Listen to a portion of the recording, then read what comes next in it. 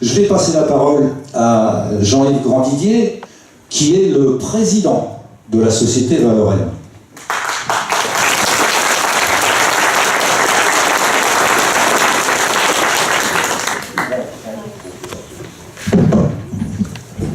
Ça marche ?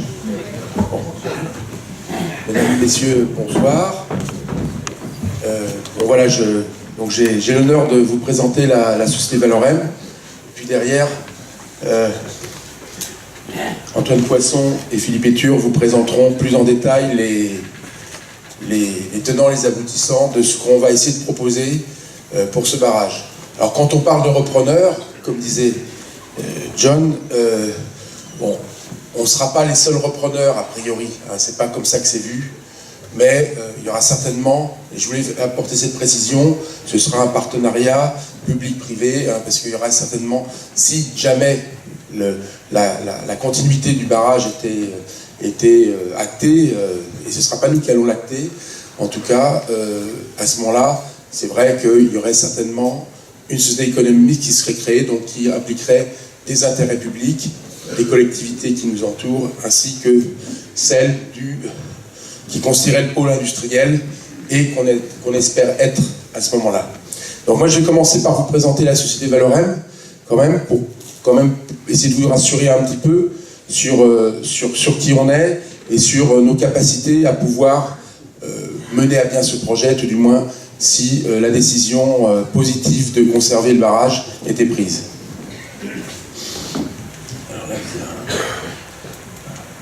Donc Valorem, c'est une société qui a été créée en 1994.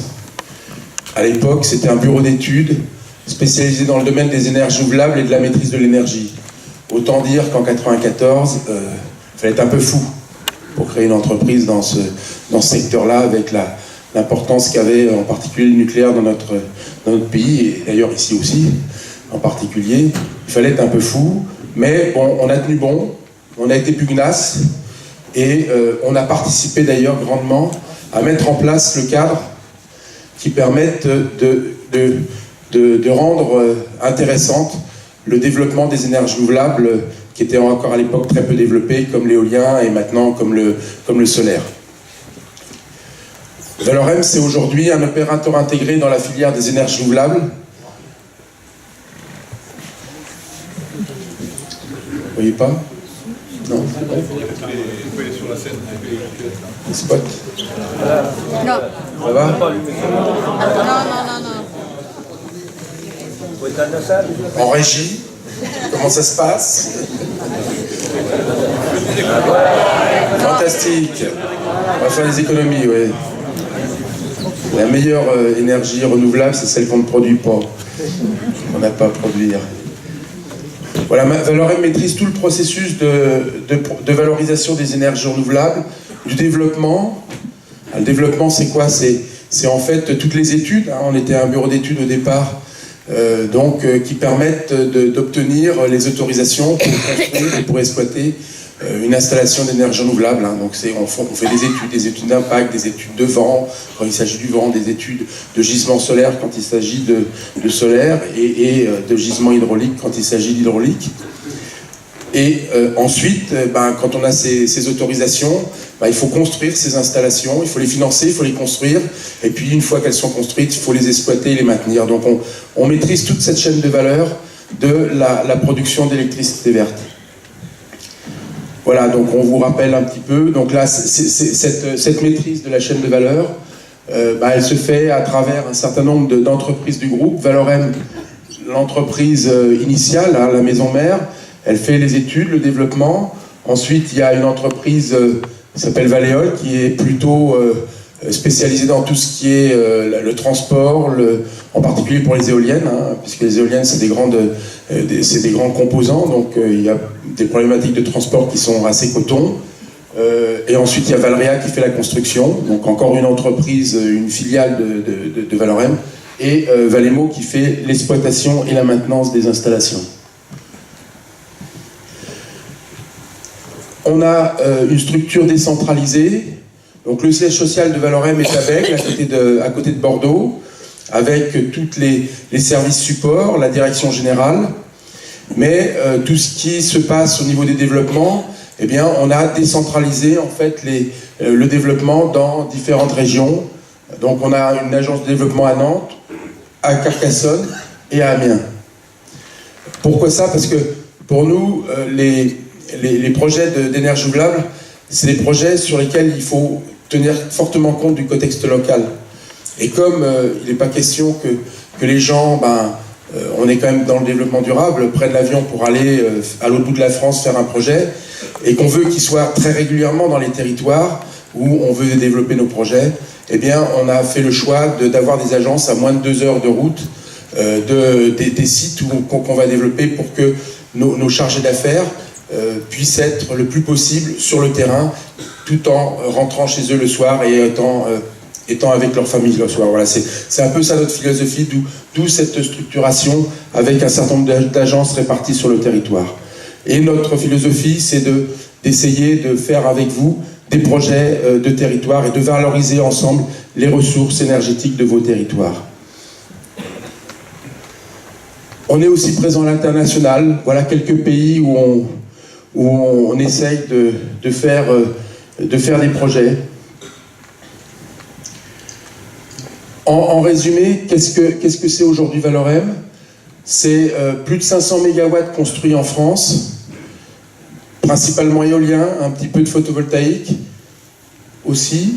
C'est 400 MW en exploitation. Alors pour vous donner un ordre de grandeur, 400 MW, on exploite 400 MW, ça produit à peu près l'équivalent d'un TWh. Enfin, c'est-à-dire, ça fait... oui, bon, enfin, on va dire 1000 gigawattheures, voilà, 1000 gigawattheures. Le projet, enfin, l'hydraulique de Vezin-la-Roche-qui-Bois, c'est 20 gigawattheures, à peu près. Hein. Voilà, c'est pour vous situer, voilà. Nous, tous les ans, on exploite et on voit passer les électrons qui équivalent à 1000 gigawattheures. Alors c'est beaucoup moins que ce que fait EDF, hein. On est petit, on est très petit par rapport à EDF, mais on fait à peu près le même métier.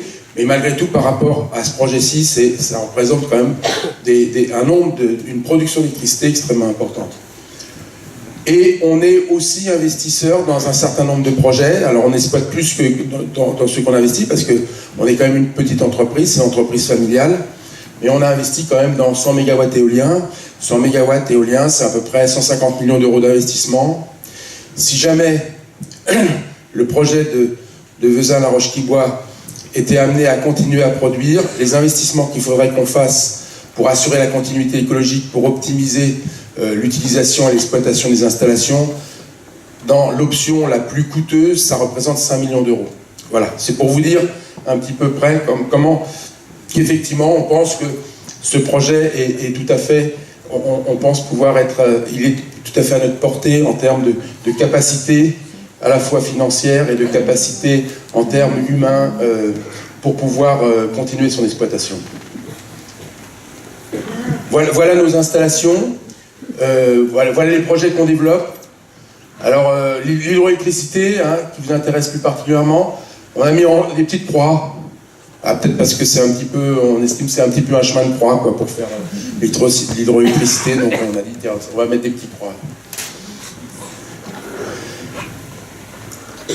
Voilà, alors aujourd'hui, effectivement, notre souhait, quand on a commencé à s'intéresser à ce projet-là, c'est d'arriver à concilier la production d'énergie propre, hein, avec le vent, avec l'hydraulique ici, avec le solaire, avec la protection de l'environnement. C'est depuis 20 ans que je suis dans ce domaine des énergies renouvelables. C'est ma préoccupation, que ce soit avec l'éolien, que ce soit avec le solaire, et aujourd'hui dans l'hydraulique, avec ce projet, c'est d'essayer de concilier la production d'énergie renouvelable avec la protection de l'environnement. Il n'y a pas de raison que ce soit des choses qui soient inconciliables. Il faut qu'on fasse preuve de créativité, il faut qu'on fasse preuve d'innovation. On a de plus en plus de techniques à notre disposition pour pouvoir concilier ces deux faces de cette même pièce qui doit nous amener vers le développement durable. Donc quelques rappels sur la loi de transition énergétique pour la croissance verte. C'était effectivement renforcer l'indépendance énergétique de la France et de lutter contre le changement climatique. Donc le premier enjeu, hein, on parle de lutter contre le changement climatique, il y a eu la COP21 à Paris au mois de décembre, c'est d'arriver à diminuer de 40% nos émissions de gaz à effet de serre d'ici 2030. Ça, c'est le premier objectif. Deuxième objectif, c'est de réduire de 30% les consommations d'énergie fossile à cette même date. Troisième objectif, et là on parlera que de l'électricité, c'est d'arriver à avoir 40% de notre production d'électricité qui se fasse à partir d'énergie renouvelable en 2030. Et peut-être 100% ou pas loin à l'horizon de 2050. Si on a 100% d'énergie renouvelable donc pour le mix électrique en 2050 ou pas loin, on sera certainement pas loin parce que c'est pas un problème de potentiel. L'année dernière, il y a l'ADEME qui a montré effectivement qu'un mix électrique 100% renouvelable, c'était possible d'un point de vue technique, d'un point de vue des potentiels qu'on a sur le territoire national, et que c'était pas plus coûteux que de faire 50% de nucléaire et le reste avec des énergies renouvelables. Et effectivement, on est un pays qui est doté de plein de ressources d'énergie renouvelable.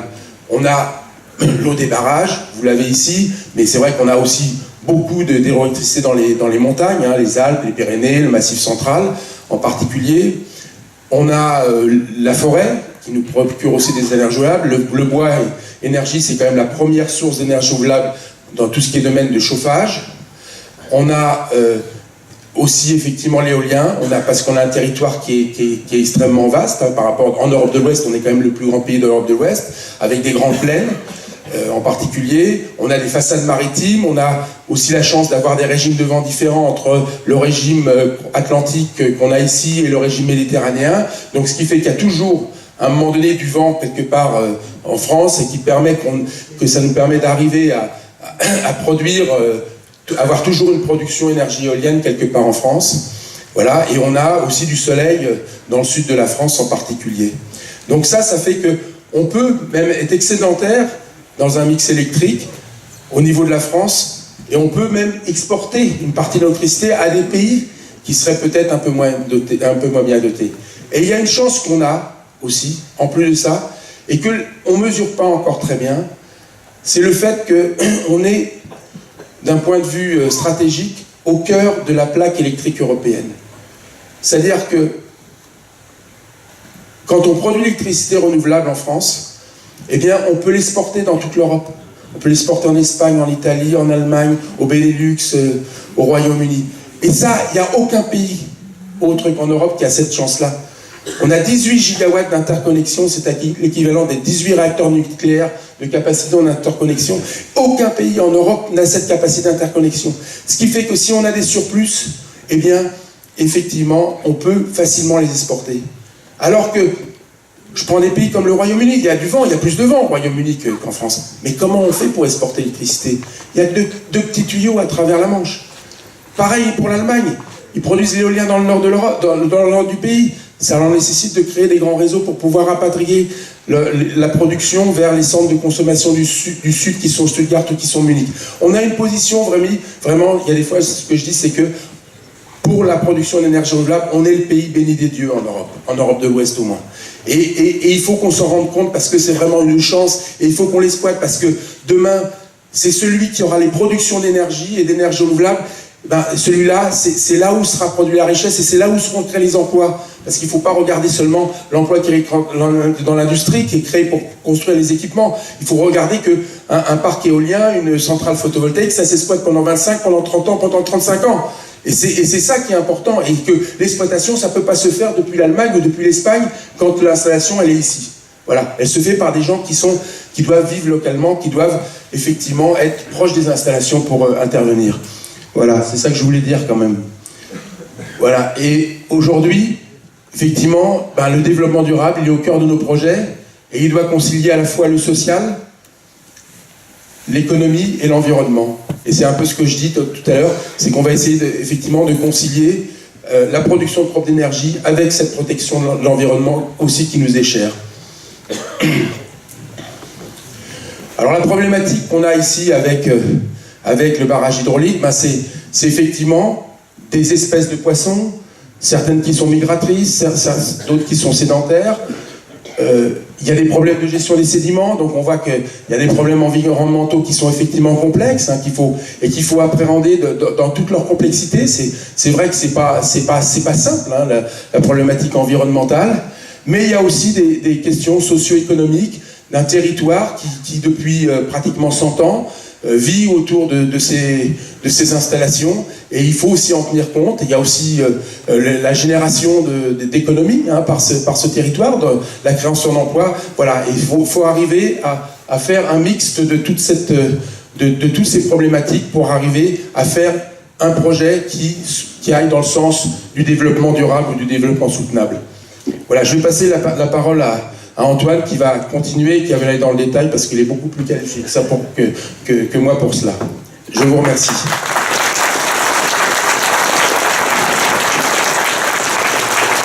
Bien, bonsoir à tous.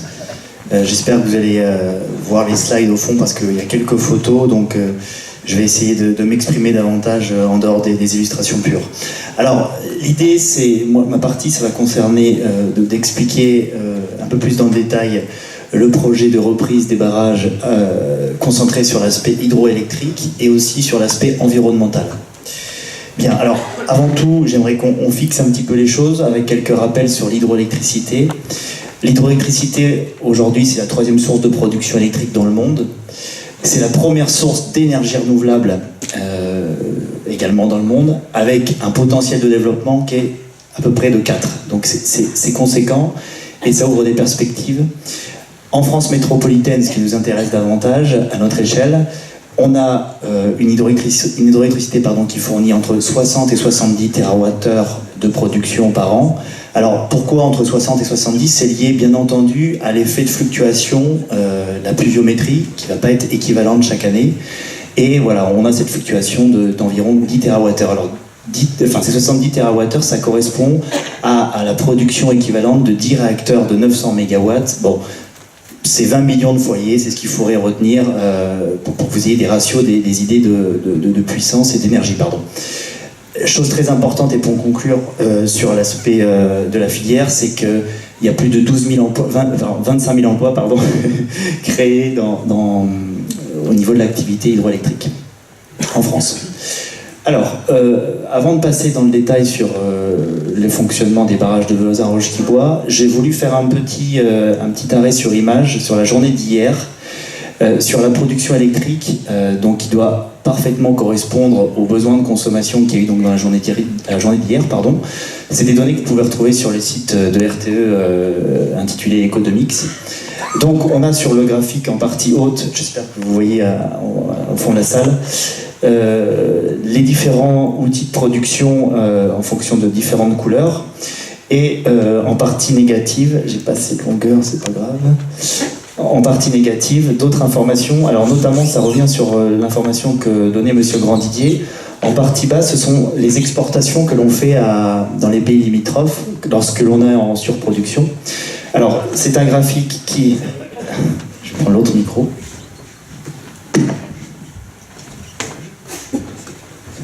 Merci beaucoup. Donc, sur ce graphique, on a le temps sur une journée, sur la journée d'hier, avec 0 heure ici et donc 12 heures minuit le lendemain. Donc, sur la journée d'hier, on a eu à minuit une production donnée. Moi, ce qui m'a intéressé de regarder, c'était à 4h15, lorsque le besoin de consommation était le plus bas, quel type d'énergie on a fait appel. Donc, vous avez, comme je l'ai indiqué, différentes couleurs. On voit qu'on a un bandeau pour la production éolienne. Ensuite, on a du photovoltaïque. On a majoritairement la production nucléaire, c'est la production principale. Ensuite, en bleu, on a l'énergie hydroélectrique. En rouge, le gaz. Et en marron, le charbon. Et en bas, on a les chiffres correspondants. Donc, on voit qu'au moment où on a moins besoin d'électricité, on a quasiment toutes les sources d'énergie qui ont produit, sauf le solaire bien entendu puisqu'il faisait nuit. Et on a, donc, ce qui va nous intéresser en particulier, une production hydroélectrique équivalente à 7 gigawattheures.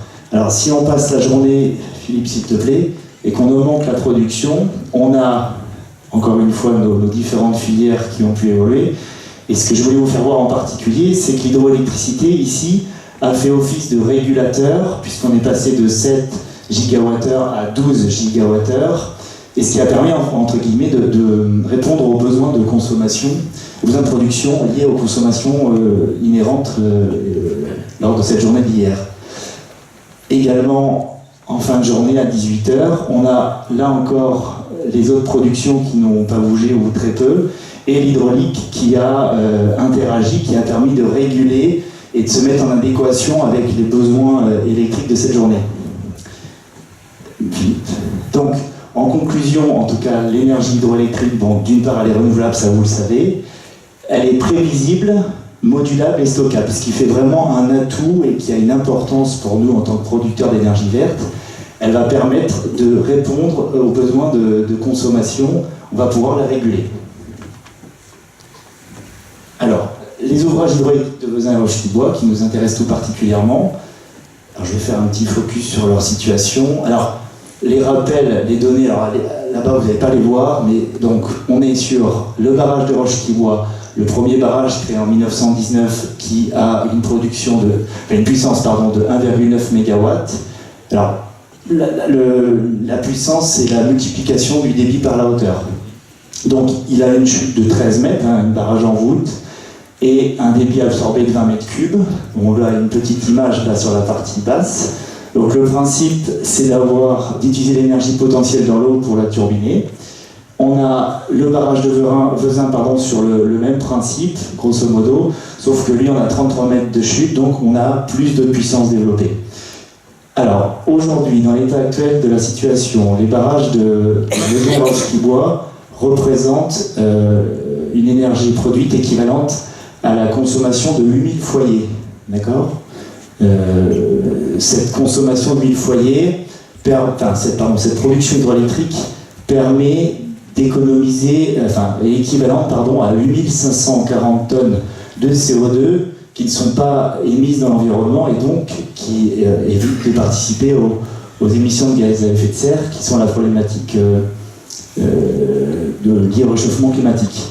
Pour vous donner aussi une ordre d'idée, parce qu'on dit à chaque fois la production de Vezin et Roche-qui-Bois c'est une production modeste, ben non, puisque c'est équivalent, la compensation liée à cette production renouvelable, à 12 000 km réalisés par chacun des habitants, sur une année, par chacun des habitants de Saint-Hilaire-du-Harcouët. Il y a à peu près 6 000 habitants à Saint-Hilaire-du-Harcouët. C'est comme si chaque habitant faisait 12 000 km avec sa voiture. Donc on a bel et bien une compensation, une non-émission de gaz à effet de serre. Donc c'est important pour l'environnement, c'est loin d'être modeste. Alors pour rappeler un petit peu la situation dans laquelle nous sommes, John a rappelé que Madame Royal en effet a fait un point d'arrêt en décembre 2014 en demandant à ce que des compromis soient trouvés vis-à-vis de ces barrages, les compromis pour éviter l'arasement, la destruction. Elle demande donc en mars 2015 un rapport d'expertise qui est paru donc en mars, pardon. En mai 2015, donc Valorem, on arrive vraiment à la demande, à l'impulsion de la collectivité, on regarde les opportunités vis-à-vis de ce projet, on regarde la faisabilité technique pour le reprendre et mettre en place des solutions environnementales adéquates. En mars 2016, donc, il y a eu l'arrêté préfectoral de Vidange qui a été prononcé et en effet, il y a eu une vraie risque, on a gagné un premier combat puisqu'il n'y a pas de destruction ou pas d'ouverture de ces barrages lors de la vidange, donc c'est déjà un premier pas. Et donc on a eu aussi notre rendez-vous au ministère pour expliciter davantage le contenu de notre projet, chose que je vais vous expliquer aussi. Donc je vais vous représenter plus ou moins ce qu'on a présenté au ministère.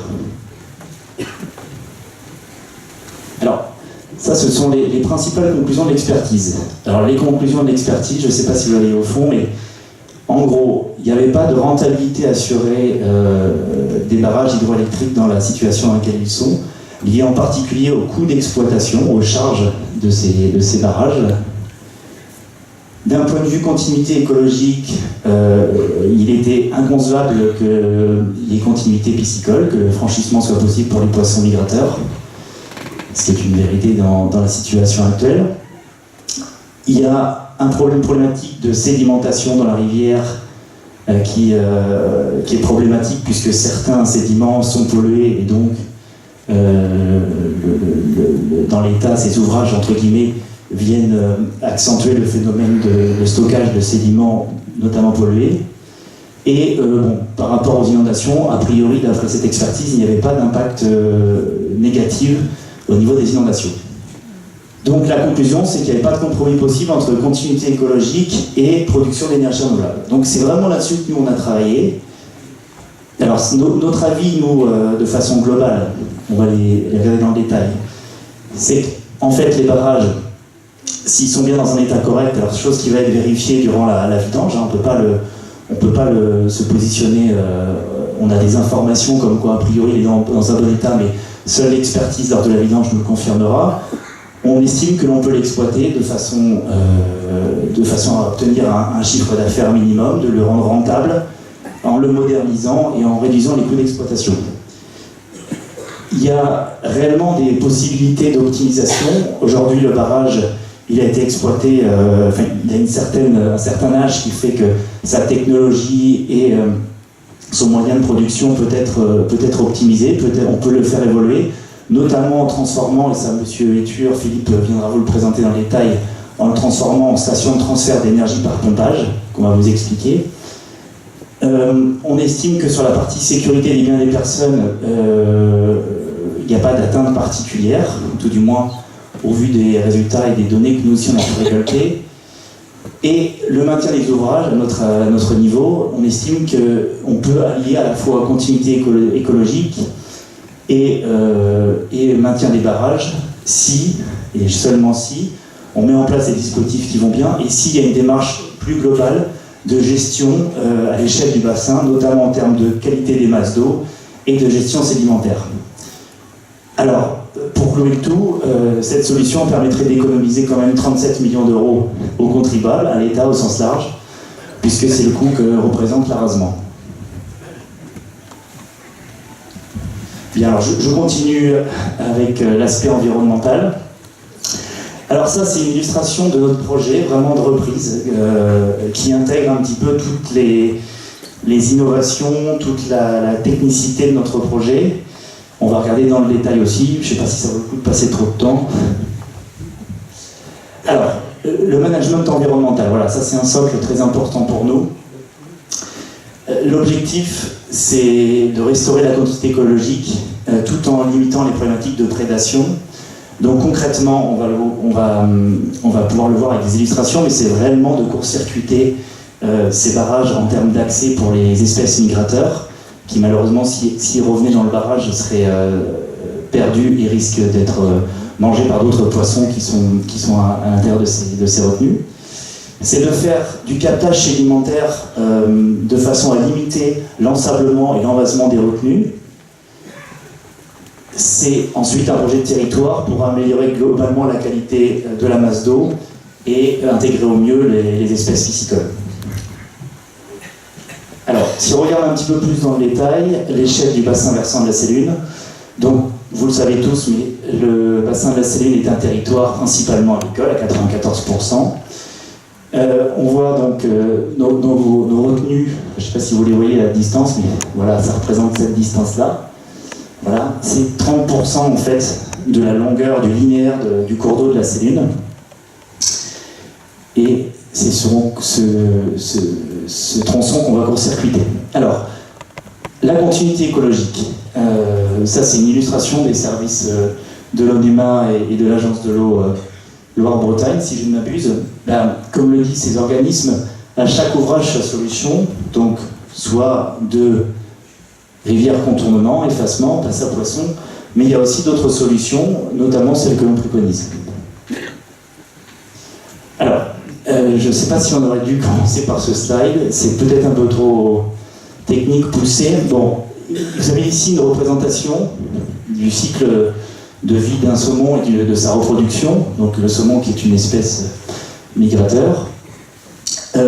Donc, nous, notre objectif, ça va être de pouvoir capter ces espèces migrateurs, de les transporter dans cette zone court-circuitée du barrage et donc les redéposer à une zone propice où elles vont pouvoir continuer à remonter le lit de la rivière, puis redescendre. Donc, concrètement, le saumon qui va donc se reproduire sur la période de novembre à janvier, va pondre dans la rivière sur la partie amont de la Sélune, donc en amont des bassins de Vezin et Roche-qui-Bois, donc en haut de la queue du barrage de Vezin. Il va donc développer des tacompes du smolt, qui va rester 1 ou 2 ans dans cette zone où il va pouvoir se mouvoir librement. Nous, on va l'arrêter, il ne pourra pas descendre en dessous du barrage de Vezin grâce à un dispositif de captage. Et si réellement il veut descendre, ce qui sera le cas de la période d'avril à juin, la période de migration, la période où le saumon ou cette espèce va pouvoir retourner à l'océan, on va le capter, l'emmener via un transport par camion vers la restitution du barrage de Roche-qui-Bois pour qu'il puisse retrouver le milieu naturel et pouvoir repartir dans l'océan.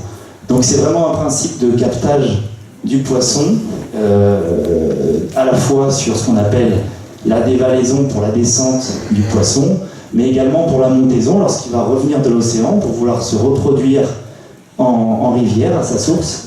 On va à la fois à nouveau le capter et le ramener en amont de la queue du barrage de Vezin. Bon, si on regarde un peu plus dans le détail, c'est un dispositif qu'on n'a pas inventé, c'est un dispositif qui marche, qui est installé à Carbonne-sur-Garonne. Donc c'est une ville qui est située au sud de Toulouse, à peu près à 40 km, qui est installée sur une une centrale de production d'EDF, et qui a été développée par l'association Migado, qui est une association spécialisée pour la migration. Donc c'est Migado, c'est Migration Garonne Dordogne, donc qui est spécialisée là-dedans. Donc ce dispositif qui a été déployé, il est fonctionnel depuis 1999, et l'idée c'est de reproduire ce même dispositif, on le voit sur la vue à gauche, à l'aval du barrage de Roche-qui-Bois. Bon, c'est un dispositif qui est appuyé par différents organismes, qui a été financé, il a fait ses preuves, et donc notre idée c'est de pouvoir l'installer vraiment à la restitution du barrage. Bon, on va peut-être passer cette slide. Voilà, la distance, je ne sais pas si vous allez voir, mais ça, il faut imaginer que c'est le barrage de Roche-qui-Bois, sa restitution. Le canal de fuite qui se trouve ici, donc là le poisson il va remonter, arriver pratiquement au barrage de Roche-qui-Bois, il va suivre des échelles à poisson, venir dans une nasse de piégeage, passer à travers un ascenseur, venir dans une cuve de rétention pour ensuite être transporté via un camion qui est adapté pour faire ça. Alors j'ai d'autres illustrations, je ne sais pas si c'est là, on va la passer aussi. Voilà, ça ressemble à ça en fait, ce dispositif. Où là on peut voir l'ascenseur à poisson, les dispositifs de cuve, et en contrebas, bon, vous êtes un peu loin, m'excuserez, pour les personnes vous n'allez pas voir, mais en contrebas du coup les échelles à poisson. Donc ça c'est un site où on est allé à plusieurs reprises pour voir le fonctionnement, voir les utilisateurs, les exploitants, pour vérifier que cette solution marche. Donc tout ça pour dire, tu vas pouvoir passer Philippe encore, que cette solution pour faire remonter le poisson, ce qu'on appelle la montaison, pour la quantité écologique existe. Donc on ne peut pas nous dire que la problématique sur le barrage de Vezin et Roche-qui-Bois, c'est la problématique de montaison. Par contre, en effet, l'étude, notamment l'expertise qu'avait demandé Madame Royal, mettait en évidence une problématique sur la dévalaison. Donc vraiment, donc là le poisson, juste pour le refaire pour que ce soit bien clair, il va arriver de l'océan, dans la mer. Il va donc arriver devant Roche-qui-Bois, il va être capté, on va pouvoir le récupérer sur une période plutôt entre avril à juin, à août à novembre. Il va ensuite être amené au-dessus du barrage de Vezin, il va retourner dans le lit naturel de la Sélune, il va prendre les ronds ou d'autres cours d'eau. Il va se reproduire, il va se développer, mais il ne faut pas qu'il redescende dans les retenues, parce que sinon il va se faire piéger et il y aura trop de prédateurs qui risquent d'être mangés. Donc on va vraiment travailler sur le dispositif de dévalaison où on va pouvoir le capter. Donc le dispositif de dévalaison, c'est vraiment un dispositif là, qui est innovant mais qui a été conçu, dimensionné en fonction des derniers standards de l'ONEMA. Donc, notre idée, ce serait de réhabiliter l'ancien seuil du moulin de Viré, un seuil qui contient un ancien moulin donc, en gueule de barrage de Vezin, d'y intégrer ce qu'on appelle une prise d'eau IQ compatible, on va vous faire voir ce que c'est, avec un entrefer très fin. Bon, je ne vais pas passer les détails, ça va peut-être être trop poussé sur la partie technique. On a un système de dégrillage automatique qui va récupérer tout ce qui va être plastique, morceaux de bois, tout élément flottant, pour éviter aussi qu'il aille dans le barrage. Et on va passer du coup. Encore une flèche, voilà. Là, on a une vue un petit peu de ce que c'est qu'un plan de grille IQ compatible. Donc, c'est un plan de grille incliné. Le poisson, donc en particulier les smolts, les saumons, petits saumons, pardon, vont venir, le tacon, devant ce plan de grille. Ce plan de grille extrêmement fort va les empêcher de passer. Et donc, ils vont remonter progressivement ce plan de grille pour venir dans ce qu'on appelle des exutoires, des petites portes. Ils vont ensuite dévaler dans un canal de dévalaison et vont être captés de façon à pouvoir les faire descendre au même titre qu'ils sont montés. Bon, je passe le détail sur le fait qu'on va mettre de la lumière le soir, enfin, c'est important pour diriger le poisson, pour qu'il soit attiré en période de redescente. Alors, la problématique sédimentaire, donc c'est le deuxième enjeu environnemental qui me paraît important de régler. Alors, il faut savoir, là c'est une vue du pont de la République, que donc là on voit la sédimentation générale qui s'est entassée depuis des années. D'après les études, on a entre 1,5 et 2,9 cm par an d'accumulation de sédiments. Notre objectif, c'est de diminuer ça en mettant un dispositif. Voilà. Alors là, c'est une petite vue avec le barrage de Vezin, puis celui de Roche-qui-Bois, et on voit que l'accumulation principale sédimentaire, elle se fait dans le queue du barrage, donc entre le pont de Viré et le pont de la République, plus ou moins. Alors, donc, nous, notre objectif, c'est de diminuer au moins par 3 cette sédimentation. Alors, en installant un dispositif, un dégrilleur, ça c'était également installé sur la passe à poissons, sur le dispositif de dévalaison, mais également un dessableur, puis une étape de filtration pour récupérer les sédiments les plus gros, qui vont être du sable, une partie du limon et quelques bouts, de façon à limiter cet envasement et cet ensablement de la zone du barrage de Vezin. Alors d'un point de vue technique, c'est pareil, sans aller très loin, ça se rapproche du fonctionnement un petit peu d'une station d'épuration. Et dans nos perspectives, dans nos idées, même si on pourrait tout à fait implanter ça au droit du dispositif de dévalaison pour les poissons, qui pourrait aussi servir de captage sédimentaire, on envisage aussi peut-être de se rapprocher de la station d'épuration qui est utilisée à Saint-Hilaire-du-Harcouët, où là nous pourrions tout à fait travailler d'un commun accord pour récupérer ou valoriser ces boues, ces sables, à travers donc après un épandage dans les champs, voire une valorisation méthanogène ou calorifique, production de chaleur. On est vraiment sur un projet de territoire où on va essayer de convertir entre guillemets les points qui pourraient être négatifs en quelque chose de positif. Voilà. Bon, alors tout ça c'est bien gentil, mais ça doit s'accompagner, c'est vrai, c'est vraiment important. Les sédiments, entre guillemets, le barrage, lui, il a rien de néfaste si ce n'est qu'il les accumule. Alors malheureusement, depuis certaines années, il n'y a pas eu de vidange de barrage, et certaines entreprises ont, notamment sur le cours d'eau de l'Irande, évacué des produits qui peuvent être nocifs pour l'environnement, donc on a des boues qui sont en partie polluées, donc là ça pose problème. Mais le problème de fond, il n'est pas là. Le problème de fond, il est surtout sur la gestion agricole, pour éviter les lessivages de sol. Donc il y a vraiment un travail à faire à l'échelle du bassin, mais ça c'est pas directement à Valorem de s'y impliquer, c'est vraiment une démarche globale qu'il faut mener d'un commun accord avec toutes les parties prenantes. Bon, ok, démarche de couvert végétal, replantation de haies qui sont des solutions communément connues pour limiter ça. Je passe la main à mon collègue M. Eture.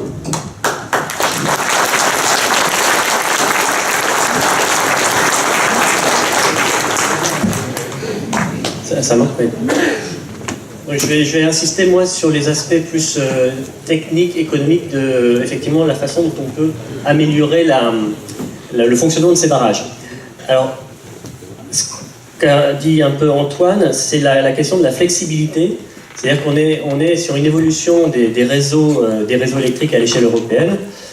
Notamment, on en voit l'exemple en Allemagne qui a installé plusieurs dizaines de gigawatts de renouvelables intermittentes, notamment éoliens et solaires. La question vraiment de l'intégration des renouvelables et de l'évolution des réseaux intelligents, on parle beaucoup des smart grids, etc., c'est une question finalement de flexibilité. On va devoir de plus en plus avoir cette flexibilité à la fois sur la production et sur la consommation. Et un barrage hydroélectrique, comme l'a dit Antoine, c'est quelque chose de très flexible puisqu'on peut stocker l'eau, on peut la retenir et donc turbiner au moment qui est le plus opportun. À la fois pour le réseau, mais également pour, je dirais, les relations inter-pays, etc., puisqu'il y a des exports, des importations, etc. Le stockage, donc, c'est un stockage qui est très économique. On parle beaucoup de stockage, mais quand on parle de stockage batterie, par exemple, c'est des stockages qui reviennent beaucoup plus cher que des stockages hydroélectriques. Et quand on parle de flexibilité, on parle aussi de la stabilité des systèmes électriques. Vous savez que l'électricité se stocke avec un coût qui est assez élevé. Donc à tout moment, le gestionnaire de réseau essaye d'équilibrer véritablement la production avec la consommation, et la consommation est très fluctuante. Donc on a besoin vraiment pour la stabilité du réseau d'avoir des moyens qui sont très ajustables et qui sont ajustables rapidement. Et les barrages en font partie. Une autre chose qui est importante à considérer aussi, et c'est pour ça qu'une société comme Valorem est très intéressée par ces installations, c'est que nous, on est producteurs principalement d'énergie renouvelable intermittente, éolienne, solaire. Qui dit intermittent ne veut pas dire aléatoire, on entend parfois dire c'est aléatoire, etc. Non, ça varie, c'est-à-dire le vent varie, l'ensoleillement varie, mais tout ça c'est prévisible. On peut faire de la prédiction de production du jour pour le lendemain, avec une certaine prévision qui évidemment s'améliore au fur et à mesure qu'on se rapproche du moment où on va produire. Mais malgré tout, quand on va devoir, et c'est le cas maintenant, aller vendre notre électricité sur les marchés de l'électricité, sur la bourse de l'électricité, on va nous demander de nous engager du jour pour le lendemain sur une production, et si on ne produit pas ce qu'on a engagé, on va avoir des pénalités, ce qui est assez logique. Et donc d'avoir dans notre portefeuille un barrage dont on peut se servir aussi pour équilibrer ce qu'on appelle notre périmètre de production, c'est quelque chose qui est tout à fait intéressant. C'est quelque chose, je veux dire, qui est assez nouveau, puisque l'intégration de l'éolien et du solaire sur les marchés de l'électricité ne fait vraiment que débuter en France. Alors non seulement ces barrages sont utiles, mais ils sont également à notre sens utilisables. Donc utilisables, ça dépend évidemment de l'état de fonctionnement de ces barrages, qui, comme l'a dit Antoine aussi, va être vérifié lors de la vidange. Et ensuite, on considère, c'est notre première approche, tout ce que je vais vous dire là, c'est sur la base d'études vraiment préliminaires. On n'a pas eu accès évidemment à toute l'information, etc. Mais on a quand même pu se faire une bonne idée de comment fonctionnaient les barrages, et on a pu modéliser un fonctionnement qui nous semble meilleur pour les barrages. Encore une fois, dans le contexte actuel des marchés de l'électricité. Les barrages ont été conçus il y a plusieurs décennies, pour le premier presque un siècle, donc évidemment les contraintes n'étaient pas les mêmes et les opportunités ne sont pas les mêmes.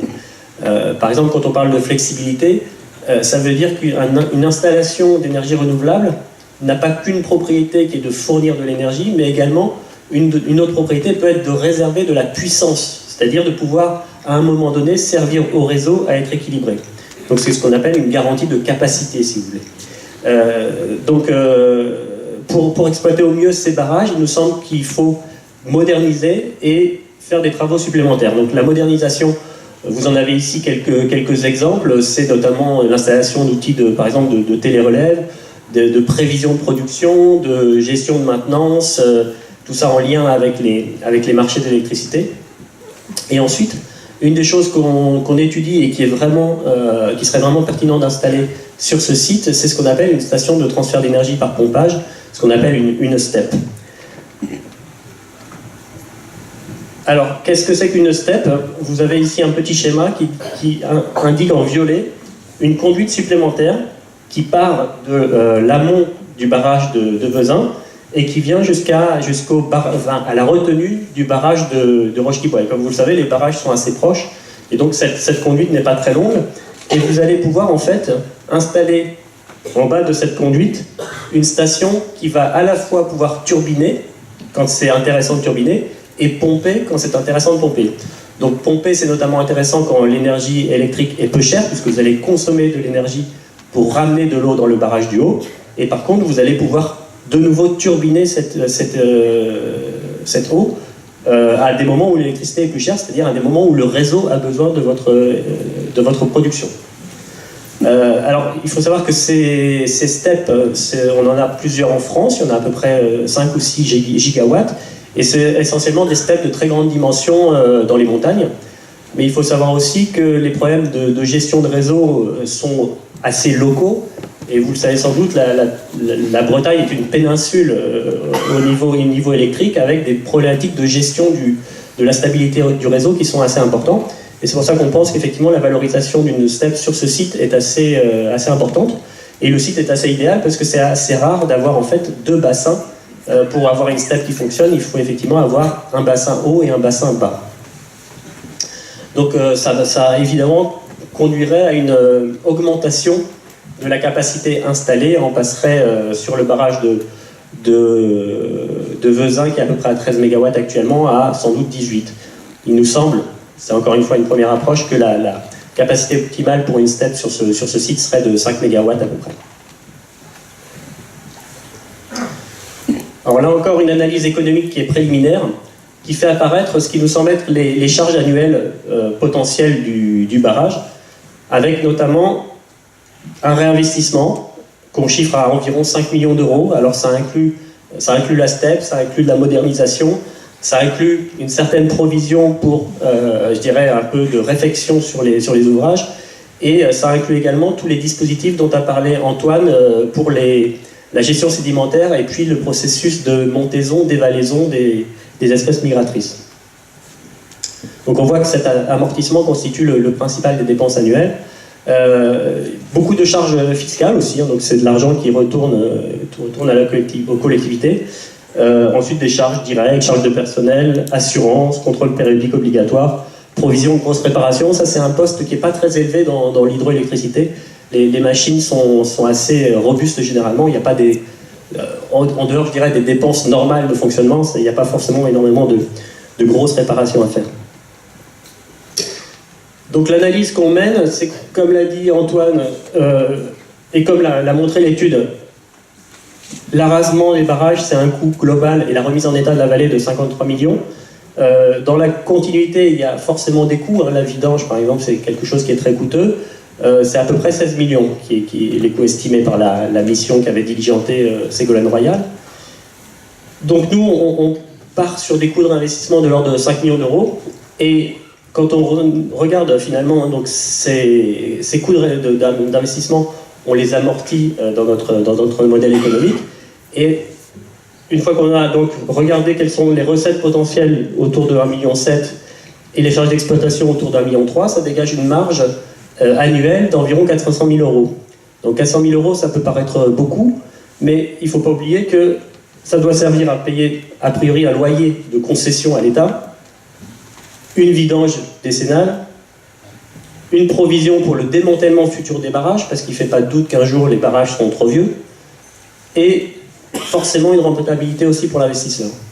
Donc nous, dans notre première approche économique, et par rapport aux modélisations qu'on a pu faire et aux opportunités de vente d'électricité sur les marchés et de vente de flexibilité aux gestionnaires de réseau, on estime qu'il y a une rentabilité pour une modernisation de ces ouvrages. C'est la raison aussi pour laquelle on est ici, c'est qu'on croit effectivement à l'équilibre économique du maintien des barrages.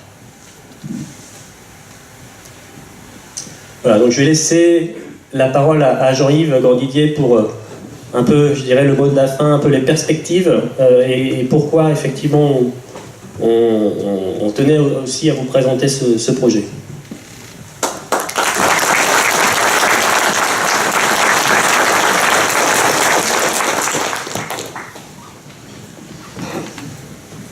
Voilà, notre objectif, donc, pour résumer un peu tout ce qu'on vous a dit, c'est de concilier à la fois la production propre et renouvelable hydroélectrique avec le respect de l'environnement.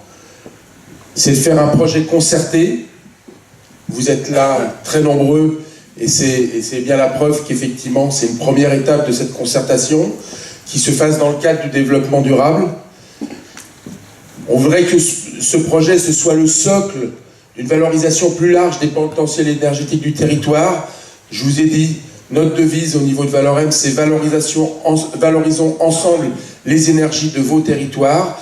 On a déjà détecté d'autres potentialités. On est des spécialistes de l'éolien. On est quand même dans une région vantée. Il y a peut-être des choses à faire aussi ici avec l'éolien. Il y a aussi des potentiels avec les cultures et l'élevage au niveau de la méthanisation. C'est clair que ce barrage, si jamais il était maintenu, ce serait un point de départ et ce serait la base qui nous permettrait d'aller certainement beaucoup plus loin. Et derrière, eh bien, effectivement, pour arriver à concilier tout cela, c'est qu'il va falloir faire preuve de créativité, d'innovation, de pugnacité. Et je crois que là, on doit remercier Gwenaëlle Huette, là, qui a fait preuve de beaucoup de pugnacité pour faire que aujourd'hui les choses soient encore possibles, puisque c'est quand même grâce au fait d'obtenir effectivement une vidange sans être obligé de faire une brèche dans le barrage qui là aurait rendu irréversible la question et qu'effectivement il fallait aller vers l'arasement. On va essayer de démontrer qu'il y a peut-être une meilleure solution que ça et on est pugnace. Ça fait 20 ans qu'on est dans le domaine, on y croit et on va essayer de mettre à votre service cette pugnacité pour mener à bien ce projet dans une aventure humaine. On a constaté en partageant un peu la journée avec les gens des Amis du Barrage qu'effectivement déjà c'était une aventure humaine au niveau des gens de cette association. Et ben on veut y participer avec vous. Merci.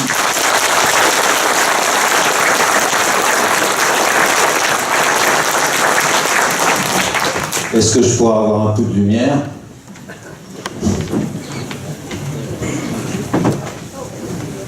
Merci. Donc, merci aux gens de Valorem de nous avoir présenté un projet qui finalement nous donne le moral. Alors, avant de donner la parole aux élus,